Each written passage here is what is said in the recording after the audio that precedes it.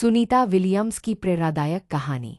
Sunita Williams एक भारतीय मूल की अमेरिकी अंतरिक्ष यात्री हैं, जिन्होंने अपने साहस और कठिन परिश्रम से अंतरिक्ष में कई कीर्तिमान स्थापित किए।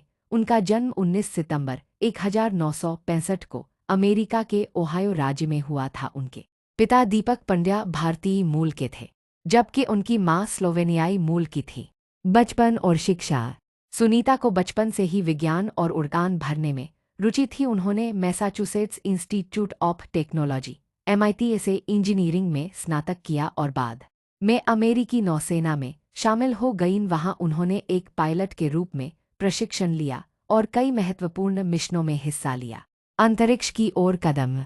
उनकी मेहनत और लगन के कारण नासा ने उन्हें अंतरिक्ष यात्री के रूप में चुना। 2006 में उन्हें पहली बार अंतर्राष्ट्रीय अंतरिक्ष स्टेशन (ISS) में जाने का अवसर मिला। उन्होंने अंतरिक्ष में 195 दिनों तक रहकर एक महिला अंतरिक्ष यात्री के रूप में सबसे अधिक समय तक रहने का रिकॉर्ड बनाया। उन्होंने कई स्पेसवॉक किए और वैज्ञानिक प्रयोगों में योगदान दिया।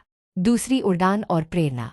2012 में सुनीता विलियम्स ने एक बार फिर अंतरिक्ष की यात्रा की और वहां 127 दिन बिताए। उन्होंने न केवल वैज्ञानिक शोध किए बल्कि अंतरिक्ष में भगवद गीता पढ़ी और योग भी किया, जिससे भारतीय संस्कृति से उनका गहरा जुड़ाव दिखा।